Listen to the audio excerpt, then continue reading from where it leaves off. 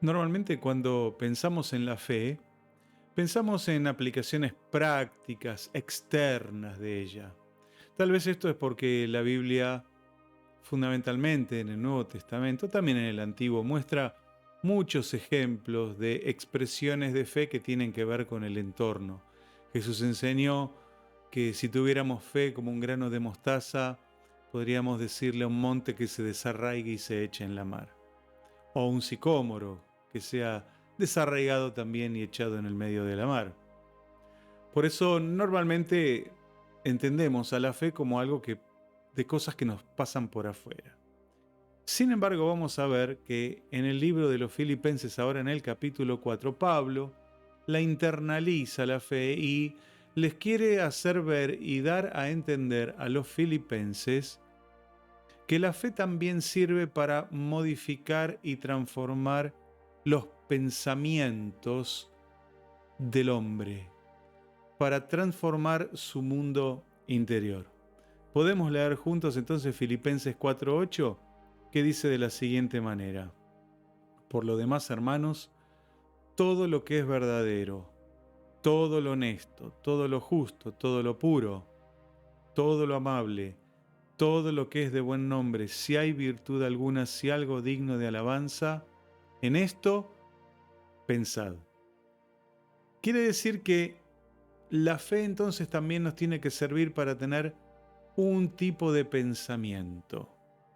Por eso es una fe íntima, es algo que solamente nosotros lo vamos a percibir, que nosotros lo vamos a poder experimentar en nuestro mundo interior, en nuestra mente. Podríamos hablar inclusive hasta un proceso que se da en nuestro cerebro.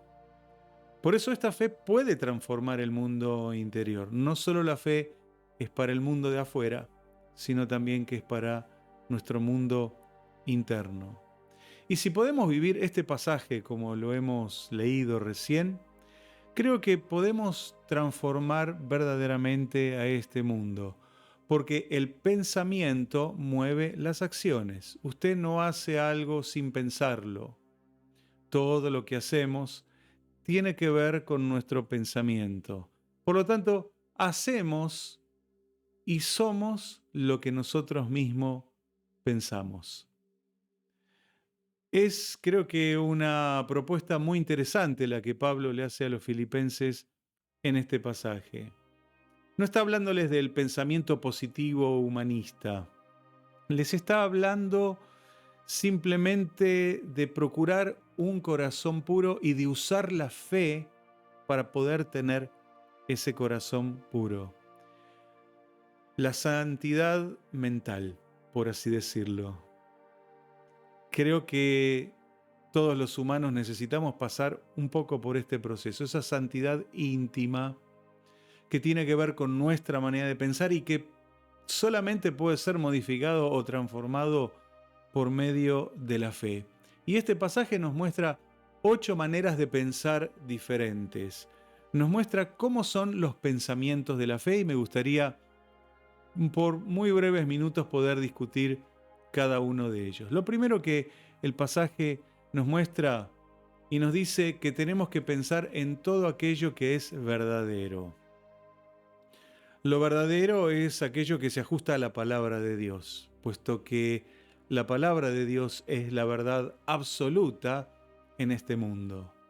Cuántas cosas relativas que hay, cuántas distintas maneras de ver, de pensar, de decidir que tenemos los humanos en esta tierra, pero ¿de dónde podríamos tomarnos para tomarnos de algo verdadero, sino solamente de la palabra de Dios? Por eso este pasaje empieza diciendo que tenemos que pensar en aquello que es verdadero, de acuerdo a la verdad divina, a la verdad de Dios. Tenemos una imagen que nos vamos haciendo de nosotros mismos, que inclusive puede ser falsa, porque tenemos que empezar a vernos como Dios nos ve. Por eso esto tiene que ver con la realidad, conforme a la realidad. Hoy hay tanta mentira. Parece que la mentira se ha institucionalizado no solo en nuestro país, sino también en el mundo. Tantas cosas que se dicen y la mayoría de ellas son falsas. noticias falsas, ideas falsas, conceptos falsos, que los quieren hacer parecer verdaderos, pero que finalmente son falsos. Nunca podríamos llegar al bien a través de un pensamiento falso. Nadie puede solucionar verdaderos problemas con pensamientos falsos. Así que la verdadera solución para las cuestiones del hombre, para las cuestiones de esta vida, tienen que ver con pensar en lo verdadero, como Pablo le decía a los filipenses. Pero vamos a continuar con esta cadencia de pensamientos, y lo segundo que le dice es que tenían que pensar en todo lo honesto. A veces creemos que la sinceridad y la honestidad son lo mismo, y no son lo mismo. La sinceridad es mi parecer, es mi manera. Muchas personas dicen, yo soy totalmente sincero, pero ¿cuántas veces hemos sido sinceros y hemos estado absolutamente equivocados? Porque la sinceridad no es prueba de verdad. Pero la honestidad es totalmente diferente. La honestidad es aquello que se presenta de manera significativa, de aquello que le quitamos lo humano, le quitamos toda subjetividad para ser absolutamente objetivos. Y la Biblia dice que tenemos que pensar en todo lo honesto. Distintas versiones de la Biblia hablan de cosas honrosas, de pensar en lo digno, que es lo opuesto a la doblez, o a la doble intención o al doble sentido. Tenemos en nuestro país una tradición de pensar y hablar con doble sentido. Muchos de los chistes que se cuentan en los grupos de amigos tienen que ver con esto, con el doble sentido. Pero no es algo que la Biblia apruebe, no es algo que tiene un buen final o que nos lleva a un buen destino. Jesús dijo en el Evangelio de Mateo, en el capítulo 5 y versículo 37, algo importantísimo que tiene que ajustarse a esta verdad. Dijo Jesús, pero sea vuestro hablar sí, sí, no, no, porque lo que es más de esto, de mal procede. Tiene que ver con la honestidad. El sí es sí y el no es no. Algunos dicen sí, sí, no, no. Y no se sabe en dónde uno termina parado cuando existen este tipo de respuestas y sobre todo cuando existen este tipo de pensamientos ambiguos, dobles. Creo que parte del éxito de la vida cristiana tiene que ver con pensar en lo honesto, que es lo que no tiene doble sentido. Tercero, aquello que les dice Pablo, pensar en todo lo justo.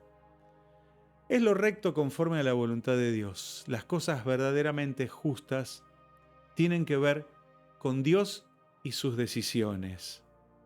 Los hombres, aunque querramos ser justos, siempre terminamos siendo injustos. El libro de Isaías dice que la justicia humana es un trapo inmundo, un trapo sucio, porque aún queriendo ser justos, terminamos siendo injustos, porque no tenemos la capacidad absoluta de poder saber todas las cosas para tomar las decisiones correctas en la vida. No quiere decir que no podemos tomar decisiones correctas, pero hay situaciones muy difíciles, muy críticas, donde hay que tomar decisiones y uno no tiene toda la visión completa. Pero la palabra nos dice que tenemos que pensar en todo lo que es justo. Lo equilibrado es lo justo. Es lo exacto, es lo preciso. No ir más allá de estas cosas, porque cuando uno excede a la posibilidad de pensar, es el famoso manijazo que nos damos muchas veces los argentinos cuando pensamos en algo. Vamos más allá de la realidad y no estamos pensando justamente. Por eso necesitamos pensar objetivamente y no de manera subjetiva, porque allí estaríamos cometiendo un error también que la palabra de Dios nos advierte que debemos dejar de lado. También habla de pensar en todo lo puro. La pureza tiene que ver con la castidad, y la castidad aún en el pensamiento. No solo la castidad tiene que demostrarse con la manera de vivir, sino con una manera de pensar. Porque las personas pueden a veces controlar lo que hacen, pero la Biblia exige y demanda también que controlemos nuestros pensamientos, que luego se transformarán inclusive también en sentimientos. Las cosas en nuestros pensamientos no deben estar adulteradas o mezcladas, porque allí es donde empieza la verdadera confusión. Cuando permitimos que nuestro mundo interior se revuelva y se empiece a mezclar, y todas las cosas sean confundidas. Por eso lo puro es fundamental también en nuestra manera de pensar. Todo esto, por cierto, se puede alcanzar solo por medio de la fe en Jesucristo. También Pablo les dice que piensen en lo amable, en algo que es atractivo, en algo que es hermoso, que es útil en sí mismo. Pensamientos que son inútiles, creo que podríamos llenar bolsas y bolsas de pensamientos inútiles que no sirven absolutamente para nada. Pensamientos que no traen ningún tipo de beneficio ni para nosotros ni para nuestro entorno. Un cristiano amargado nunca podrá tener una influencia positiva.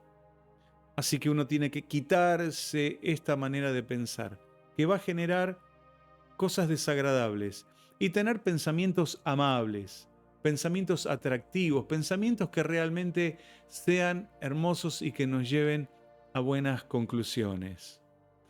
Por número 6, el pensamiento número 6 de esta fe tiene que ver con algo que es de buen nombre. ¿Qué queremos o qué quiere decir Pablo con esto? Cosas que son aceptadas como buenas.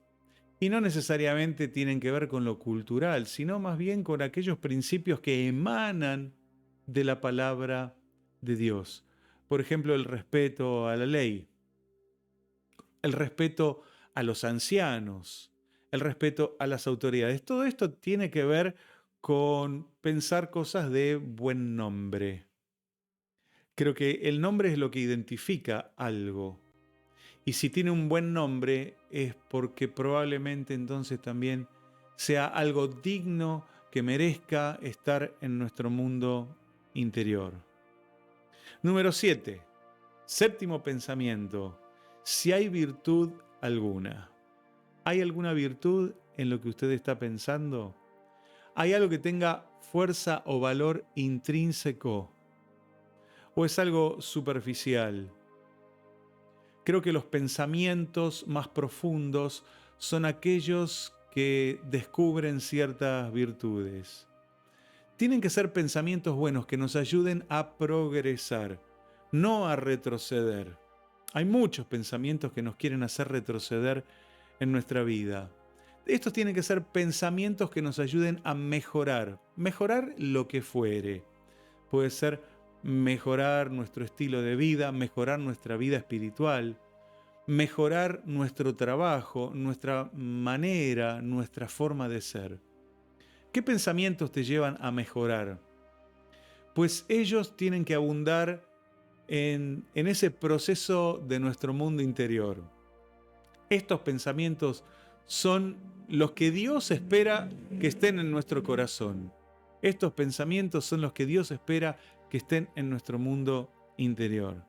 Y por último, lo que Pablo les dice allí en Filipenses 4:8, tenemos que pensar en cosas que sean dignas de alabanza, que merezcan ser reconocidas, que generen actitudes positivas, porque cuando nosotros generemos actitudes positivas en nuestro interior, podremos también transmitirlas a otros para que otras personas también puedan tener actitudes positivas.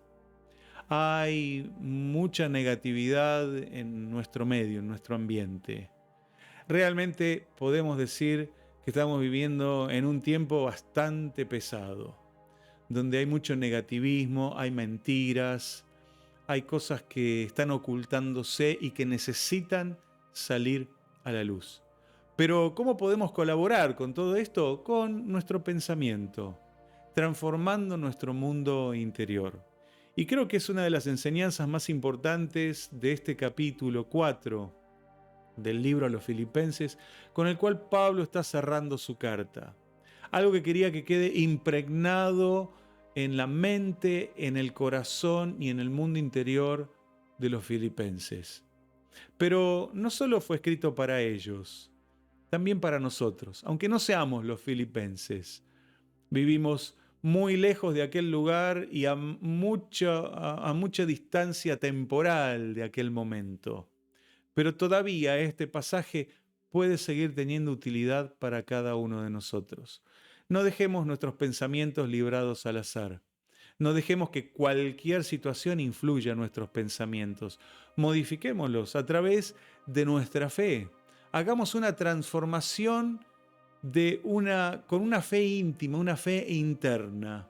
Acuérdese, con la fe usted puede mover un monte, pero con la fe puede también transformar su mundo interior y sus pensamientos, con lo cual estará cambiando su corazón, su percepción espiritual y sin duda estará mejorando su relación con Dios. Me gustaría cerrar este mensaje con una oración. Si usted me acompaña, oramos juntos en este momento. Cierre sus ojos. Amado Dios y Padre Celestial, qué hermoso pasaje que el libro de Filipenses nos ofrece. Señor, esto proviene de ti. Fue tu inspiración en el apóstol Pablo para que él nos deje escritas estas cosas, cómo debe ser nuestro pensamiento y cómo podemos hacer para modificarlo. 8 maneras de pensar, que son las maneras de pensar de Dios. Si, Señor, pudiéramos incorporar estas maneras de pensar a nuestra vida diaria, cambiaríamos no solo nuestra vida, sino nuestra familia y también cambiaríamos nuestro país. Dios, ayúdanos a nosotros, que hoy te conocemos a ti, a cambiar nuestra manera de pensar y que podamos ser también instrumentos de cambio y de transformación para otras personas, para que nuestra sociedad y nuestro país comience a pensar diferente. Señor, danos esta gracia, este favor y esta misericordia sobre nuestras vidas. Padre, te lo pedimos en el nombre de Jesús, nuestro Señor y Salvador. Amén y amén. Que Dios te bendiga. Acordate, Filipenses 4:8, volvé a leerlo y deja que el Espíritu Santo de Dios siga hablando a tu corazón.